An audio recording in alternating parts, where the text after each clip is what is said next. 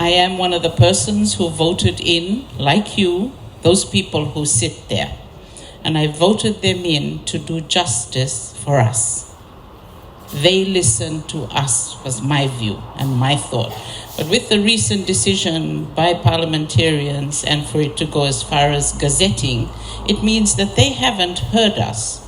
They haven't listened to our pleas and our needs. So therefore, we are here now to try and ensure that they open their minds, their eyes, and their hearts. And they open it like they did when they came to seek our votes. Listen to what they said when they came to seek our votes. And of course, we wanted a change after 16 years. So I am here to show my support for all of you. When we talk about, when the Prime Minister talked about only 8.1 million, I was horrified. And I say this from the perspective of a living wage. Whilst the reference is to a minimum wage against whose standard? A minimum for who? A minimum for what the employers can pay after they've taken their profits? We understand that companies have to make profits, but how much profit do they need to make before they are seen to be exploiting us? So I always like to talk about a minimum wage.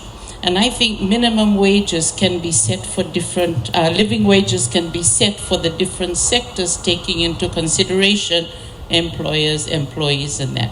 I always think of Father Kevin Barr. He was one who had a background that understood. He was a sociologist, he was an economist, and he was a Catholic priest who understood social justice. So when you put the three together, you can come up with a living wage that raises everybody's standard of living, not just a certain sector, but everybody moves up. And why I'm here this morning, I'm a bit late because, we always have home things to do and it is the weekend.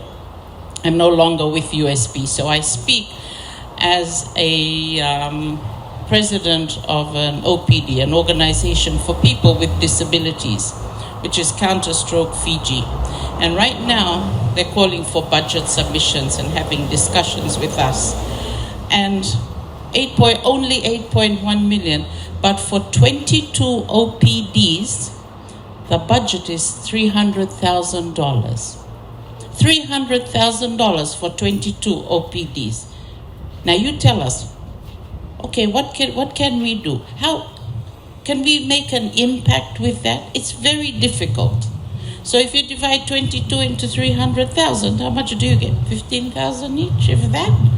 You have to run an office. You have to have someone there. You got to do outreach, advocacy. You have to travel around the country to make impact, to raise the level of the living and life standard of persons with disabilities. Now, 13.7% of our population are disabled. But we get less than 1% of the budget for that group of people.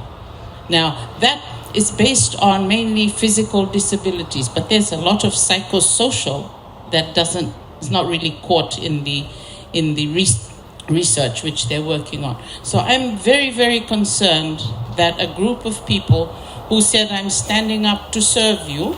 So from where I'm sitting, on the assumption that you come to serve me, you have some funds of your own. You're not coming to me for a job to pay you and feed you. You have some money. What you get as a parliamentarian is additional. You get an allowance to come and visit us. Fair enough. I agree with that. You get some money for what you're paid. But the increases that they're putting forward, I'm sorry, are not justified.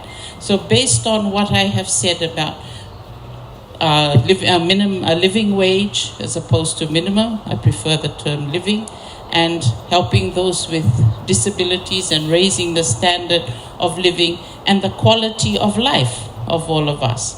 But I do feel it's important that for all of us, when we do get the money, that we use it wisely. That falls on us as the citizens, to use it wisely and not keep going to say, I want more and more. If what we get we use wisely, we're very justified in asking for pay